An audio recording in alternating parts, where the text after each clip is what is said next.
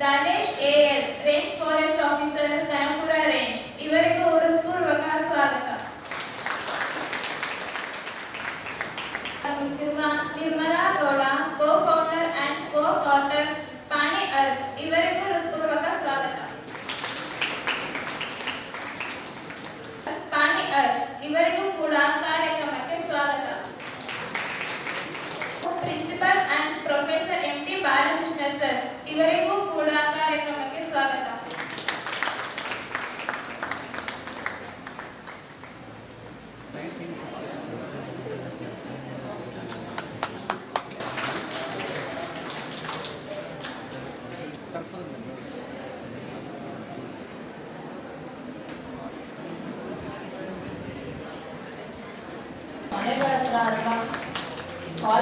ನನ್ನ ಪ್ರೀತಿಯ ವಿದ್ಯಾರ್ಥಿಗಳು,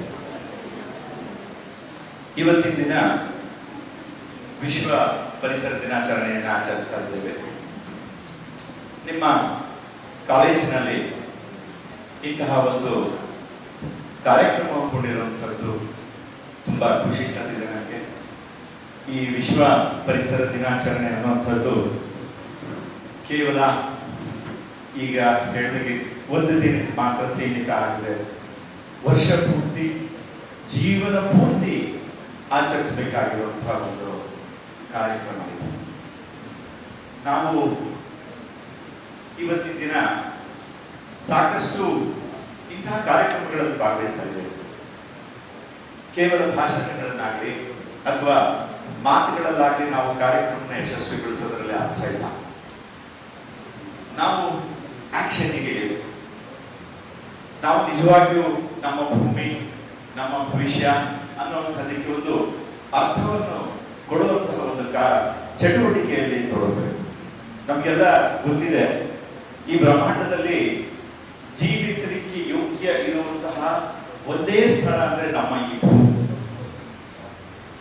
ನಮ್ಮ ಈ ಭೂಮಿಯನ್ನು ನಾವು ಇರೋದಕ್ಕೆ ಯೋಗ್ಯವಾಗಿ ಇಟ್ಕೊಳ್ಳದೆ ಇದ್ರೆ ನಮಗೆ ಬೇರೆಲ್ಲೂ ಜಾಗ ಇಲ್ಲ ಅನ್ನುವಂಥದ್ದು ವಿಚಾರ ಆಗ್ತದೆ. ನಮಗಾಗಿ ಈ ಭೂಮಿ ಇಲ್ಲ, ಈ ಭೂಮಿಯಲ್ಲಿ ನಾವು ಒಂದು ಭಾಗವಾಗಿದ್ದೇವೆ ಅಷ್ಟೇ. ಕೇವಲ ಎಲ್ಲೋ 2-3% ಅಷ್ಟು ನಾವು ಆಸ್ ಎ ಹೋಮೋಸೆಪಿಯನ್ ಮನುಷ್ಯರಾಗಿ ಇಲ್ಲಿರುವಂಥದ್ದು. ನಮ್ಮಂತಹ ಅನೇಕ ಜೀವಿಗಳು ಈ ಭೂಮಿಯಲ್ಲಿ ವಾಸ ಮಾಡ್ತಾರೆ. ಇಂಟರ್ನ್ಯಾಷನಲ್ ಬಯೋಡೈವರ್ಸಿಟಿ ಡೇ ಸಹಿತ ಇವತ್ತು ಆಚರಣೆ ಮಾಡ್ತಾ ಇದ್ದೀವಿ. ಈ ಡೈವರ್ಸಿಟಿಯಲ್ಲಿ ನಾವು ಒಂದು ಭಾಗ ಅಷ್ಟೇ, ಬಹಳ ಸಣ್ಣ ಭಾಗ, ಒಂದು ಬಹಳ ಸಣ್ಣ ಪರ್ಸೆಂಟ್ ಇರುವಂತಹ ನಮ್ಮ ಉಳಿಯುವಿಕೆ ಇರುವಂಥದ್ದನ್ನು ನಾವು ನೋಡಿದ್ದೀವಿ.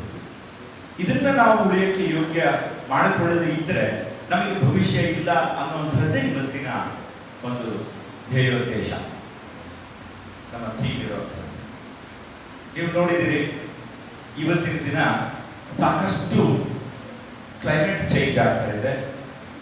ಬೇಸಿಗೆ ಕಾಲದಲ್ಲಿ ಮಳೆ ಬರುವಂಥದ್ದು, ಮಳೆಗಾಲದಲ್ಲಿ ಮಳೆ ಬರದೇ ಇರುವಂಥದ್ದು, ಚಳಿಗಾಲದಲ್ಲಿ ಇನ್ನೂ ಬೇಸಿಗೆ ಇರುವಂಥದ್ದು, ಇವೆಲ್ಲ ವಾತಾವರಣದ ವೈಪರೀತ್ಯವನ್ನು ನಾವು ಪ್ರತಿನಿತ್ಯ ನೋಡ್ತಾ ಇದ್ದೇವೆ.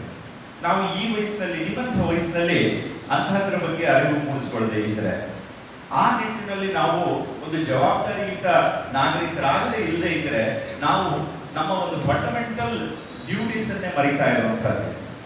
ನಾವು 51A ಇರ್ಬೋದು, 49G ಇರ್ಬೋದು, ಇಂಥದ್ದನ್ನ ನಾವು ಕಾನ್ಸ್ಟಿಟ್ಯೂಷನ್ ಅಲ್ಲಿ ಹೇಳಿದ್ದಾರೆ. ಒಂದು ರಾಜ್ಯ ನಾವು ಪರಿಸರವನ್ನು ಸಂರಕ್ಷಣೆ ಮಾಡುವಂಥದ್ದು, ವನ್ಯಜೀವಿಗಳನ್ನ ಸಂರಕ್ಷಣೆ ಮಾಡುವುದು ನಮ್ಮ ಆದ್ಯ ಕರ್ತವ್ಯ ಆಸ್ ಎ ಸ್ಟೇಟ್.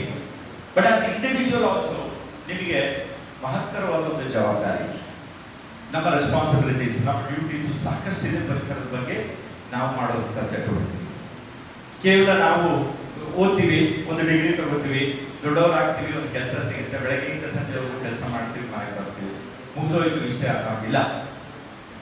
ಸಾಮಾಜಿಕ ಜವಾಬ್ದಾರಿಯ ಜೊತೆಗೆ ಪರಿಸರದ ಜವಾಬ್ದಾರಿ, ಪಾರಿಸರಿಕ ಜವಾಬ್ದಾರಿ ನಮ್ಮ ಮೇಲೆ ಮಹತ್ವವಾದ ಒಂದು ಹೊಣೆ ಇದೆ. ನಾವು ಸಾಕಷ್ಟು ಮರ ಗಿಡಗಳನ್ನ ಕಡಿತಾ ಇದ್ದೇವೆ. ಇವತ್ತಿನ ದಿನ ನಾವು ಕಡಿತಾ ಇರ್ತಕ್ಕಂಥ ಮರ ಎಷ್ಟು ಮಟ್ಟಿಗೆ ಇದೆ ಅಂದ್ರೆ ನಾವು ಬೆಳೆಸಲಿಕ್ಕೆ ಅದರ ಒಂದು ಭಾಗವನ್ನು ನಾವು ಮಾಡ್ತಾ ಇಲ್ಲ. ಅಂತಹ ಒಂದು ಪರಿಸ್ಥಿತಿಯಲ್ಲಿ ನಾವು ಮಳೆ ಬಾರದೆ ಹೇಗೆ ಬರುತ್ತೆ, ವಾತಾವರಣ ಸರಿ ಇರುವುದು ಹೇಗಿರುತ್ತೆ, ಆಗಿರ್ತಕ್ಕಂಥ ಎಷ್ಟೋ ಹಿಂದೆ ಒಂದು ಕಾಲದಲ್ಲಿ ಇತ್ತು, ಮರವನ್ನು ಕಡಿದ್ರೆ ಮಾತ್ರ ನಾಗರಿಕತೆಯನ್ನು ನಾವು ಹುಟ್ಟು ಹಾಕ್ಬೋದು ಅಂತ. ಇವತ್ತು ಮರ ಕಡಿಯೋದನ್ನೇ ಅನಾಗರಿಕತೆ ಅಂತ ಮಾಡಿದ್ವಿ. ಹಾಗಾಗಿ ಜವಾಬ್ದಾರಿಯುತ ಜೀವಿಗಳಾಗಿ ಈ ಭೂಮಿ ಮೇಲೆ ನಮ್ಮ ಒಂದು ಮದರ್ ಅರ್ತ್ ಅಂತ ಏನ್ ಕರಿತೀವಿ, ಈ ಭೂಮಿ ತಾಯಿ, ನಾವು ಭೂಮಿಯನ್ನ ತಾಯಿಗೆ ಹೋಲಿಸ್ತೀವಿ, ಹೌದಾ?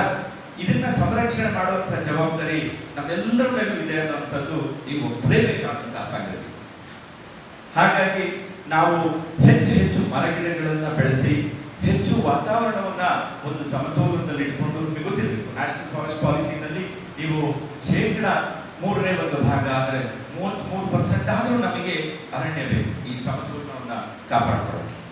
ನಾವು 21% ಅಲ್ಲಿ ನಿಂತಿದ್ದೀವಿ ಇವತ್ತು.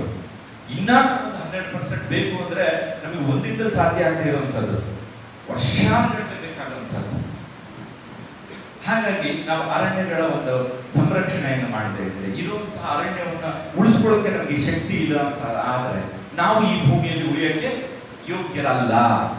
ಸೋಷಿಯಲ್ ಫಾರೆಸ್ಟ್ ಇಂದ ಉಚಿತವಾಗಿ ಗಿಡ ಕೊಡೋದು, ರೈತರುಗಳು ಹೆಚ್ಚು ಹೆಚ್ಚು ಬೆಳೆಸಲಿ ಅಂತ, ಮತ್ತೆ ನಮ್ಮಲ್ಲಿ ಕೃಷಿ ಅರಣ್ಯ ಪ್ರೋತ್ಸಾಹ ಯೋಜನೆ ಅಂತ ನಾವು ಸ್ಟೇಟ್ ಗವರ್ಮೆಂಟ್ ಇಂದ ಮಾಡಿದ್ವಿ. ಕೃಷಿ ಅರಣ್ಯ ಪ್ರೋತ್ಸಾಹ ಯೋಜನೆ ಮತ್ತೆ ಸಾರ್ವಜನಿಕರಿಗಾಗಿ ಸಸಿ ವಿತರಣೆ ಅಂತ RSPD ಅಂತ raising of seedlings for public distribution ಅಂತ ಕಾರ್ಯಕ್ರಮಗಳಿದೆ. ಇವೆಲ್ಲ ಆಲ್ಮೋಸ್ಟ್ ಹಳ್ಳಿ ಬ್ಯಾಕ್ಗ್ರೌಂಡ್ ಇಂದಾನೆ ಬಂದಿದ್ದೀವಿ. ಊರುಗಳಲ್ಲಿ ಜಮೀನಿದೆ, ಹೆಚ್ಚು ಹೆಚ್ಚು ನಮ್ಮ ನರ್ಸರಿಗಳಲ್ಲಿದೆ ಗಿಡಗಳು, ರಿಯಾಯಿತಿ ದರದಲ್ಲಿ ಗಿಡ ಕೊಡ್ತೀವಿ. ಮತ್ತೆ ಕೃಷಿ ಅರಣ್ಯ ಪ್ರೋತ್ಸಾಹ ಯೋಜನೆಯಲ್ಲಿ ನಾವು 3 ವರ್ಷ ಪ್ರೋತ್ಸಾಹ ಧನ ಕೊಡ್ತೀವಿ ನಮ್ಮ ಡಿಪಾರ್ಟ್ಮೆಂಟ್ ಇಂದ. ಇದೆಲ್ಲ ನರೇಗಾದಲ್ಲೂ ಸಹ ನಿಮಗೆ ಜಾಬ್ ಕಾರ್ಡ್ ಇದ್ದವರಿಗೆಲ್ಲ ಫ್ರೀ ಗಿಡ ಕೊಡ್ತಾರೆ, ಮತ್ತೆ ದುಡ್ಡು ಕೊಡ್ತಾರೆ. ಹೆಚ್ಚು ಹೆಚ್ಚು ಗಿಡನ ಅರಣ್ಯೇತರ ಪ್ರದೇಶಗಳಲ್ಲಿ ನಿಮ್ಮ ಭೂಮಿಗಳಲ್ಲಿ ಬೆಳೆಸಿ. ನೀವೇನು ಫ್ರೀಯಾಗಿ ಬೆಳೆಸ್ಬೇಡಿ, ಅದನ್ನು 20 years ಆದ್ಮೇಲೆ ನಿಮ್ಗೆ ದುಡ್ಡು ಬರುತ್ತೆ. ಅದೊಂಥರ ಇನ್ಶೂರೆನ್ಸ್ ಇದ್ದಾಗ ನಿಮಗೆ. ನೀವು ಏನು ಡೈಲಿ ಅರ್ನಿಂಗ್ ಮಾಡ್ತಾ ಇರ್ತೀರಿ, ಅದು ನಿಮ್ಮ ಲೈವ್ಲಿಹುಡ್ಗಾದ್ರೆ ಅದು ಮರ ಯಾವುದೋ ಬಾರ್ಡ್ ಮೇಲೆ ಬೆಳೆಸಿರ್ತೀರಿ. ಈಗ ಕೃಷಿ ಅರಣ್ಯ ಅನ್ನೋದು ಅರಣ್ಯ ಜೊತೆಗೆ ಕೃಷಿ ಜೊತೆಗೆ ಅರಣ್ಯನೂ ಬೆಳೆಸೋದು ಅಂತ, ಬದುಗಳಲ್ಲಿ ಗಿಡ ಬೆಳೆಸೋದು. ಹಾಗಾಗಿ ನೀವು ನಿಮ್ಮ ಜಮೀನುಗಳಲ್ಲಿ ಹೆಚ್ಚು ಗಿಡ ಬೆಳೆಸೋಕ್ಕೆ ನಿಮ್ಮ ಪೇರೆಂಟ್ಸ್ ಜೊತೆಲಿ, ನೀವು ಆಲ್ರೆಡಿ ಯೂತ್ಸ್ ಇದ್ದೀರಿ, ನೀವು ಪ್ರಮೋಟ್ ಮಾಡಬೇಕು, ಜನಗಳಿಗೆ ತಿಳುವಳಿಕೆ ಹೇಳಬೇಕು. ಅದು ನಮ್ಮ ಯೂತ್ಸ್ ಇಂದ ಆಗಬೇಕಾಗಿರೋದು. 2024 focuses on land restoration, stopping desertification and building resilience with slogan of our land, our future.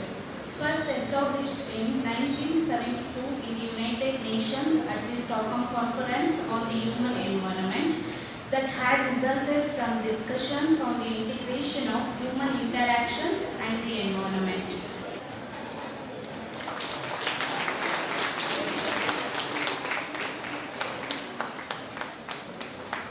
Ganesh sir ಅವರು ACF ಆಗಿ ನಮ್ಮ ಕನಕಪುರದ ಡಿವಿಷನಲ್ಲಿ ಕೊಡ್ತಾ ಇದ್ದಾರೆ. ಈ ಯಾವುದೇ ಕಾರ್ಯಕ್ರಮಕ್ಕೆ ನಮ್ಮನ್ನ ಆಹ್ವಾನ ಮಾಡಿ ಖಂಡಿತವಾಗ್ಲೂ ನಾವು ಬಂದು ಇವೆಲ್ಲ ಕಾರ್ಯಕ್ರಮ ಯಶಸ್ವಿಗೊಳಿಸ್ತಿದ್ದೀವಿ ಅಂತ ಹೇಳ್ತಾ ಇದ್ದಾರೆ. ತುಂಬ ಹೃದಯದ ಧನ್ಯವಾದಗಳನ್ನು ಅರ್ಪಿಸ್ತಾ ಇದ್ದಾರೆ.